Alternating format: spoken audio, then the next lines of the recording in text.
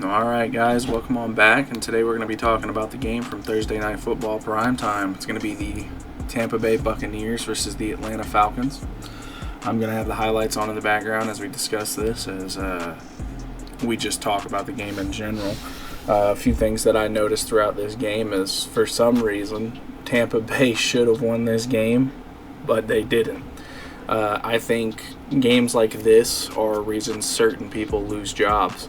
And as you saw in my other video discussing the Atlanta Falcons, I am a big believer that Raheem Morris and Terry Fontenot of the Atlanta Falcons deserve to lose their jobs after the last couple seasons running this organization. Tonight, though, Kyle Pitts, a Terry Fontenot pick, I think he was the number 4 overall in his draft class. He went out and showed why he was a top 10 pick in the NFL.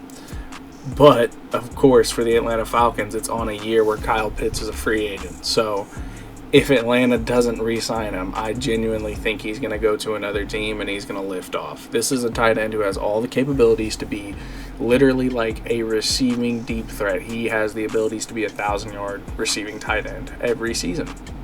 He's dealt with some minor injuries in the past couple years, and it's affected him. And then you see why everyone believed in him when he got drafted in tonight's game. 3 touchdowns. I believe it was 100. Let me go check real quick. It was 166 yards. 11 catches, 166 yards, 3 touchdowns. This guy absolutely dominated today. Although Kirk Cousins really didn't have that many other targets to throw the ball. As if you'll look at the stats when I throw them on up there, Bijan Robinson was his second leading receiver with 8 catches and 82 yards and 11 targets. Then David Sills was his third leading receiver with 6 catches, 78 yards on 10 targets.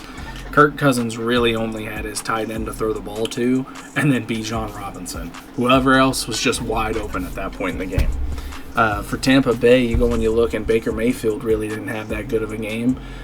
He was missing a lot of throws, and you could see he'd have open wide receivers on chances like third downs and second downs. He would miss a throw that they were targeting a certain cornerback. I believe it was Kobe Bryant, undrafted cornerback. They would target him, and every time that they would target him, you can just tell they were aiming at one side of the field, and Baker would just sling it over there, whether it was to an open receiver or not. I mean, there was one specific instance late in the game with Tez Johnson, who was wide open. If Baker would have hit him, and it could have had a grab that could have gotten him a first down, and Baker just overthrew him. The running game for Tampa Bay wasn't really that good neither. Bucky Irving only had 16 carries for 60 yards, and I really honestly thought they could have tried to get him the ball a little bit more, but they kept giving Sean Tucker a lot of carries in the red zone. It's only 4 carries, but when you're watching the game and you're in the red zone and you're watching the snaps, every snap in the red zone was going to Sean Tucker. There was maybe 1 snap that went to Rachaad White and maybe 1 or 2 that went to Bucky Irving. Sean Tucker was getting a lot of the red zone snaps, even though he only had 4 carries. Receiving-wise, Mike Evans returned from his injury, as well as Jalen McMillan. McMillan didn't really have that much work. He only had 2 targets, and both of them were catches, so he didn't do bad on what he had. Mike Evans came back and dominated, 6 catches, 132 yards. Most of that was coming against, I believe it was A.J. Terrell, but there was a specific target where they targeted Kobe Bryant, the undrafted rookie, and he had a great snag over his head. He mossed him. The defenses on this game really it's where Atlanta was disappointing. There was so many penalties on defense. The Atlanta Falcons had so many penalties this game in general. It was quite surprising to see the outcome with how Atlanta won.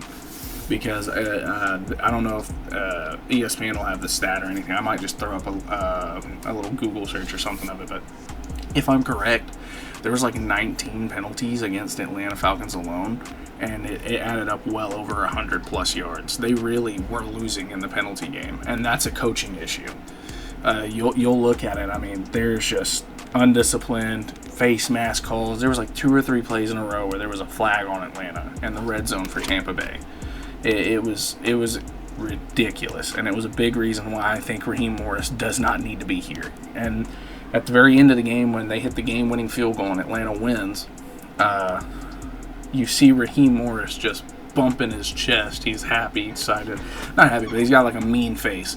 And I'm just sitting there and I'm like, you really were not the reason this team won this football game.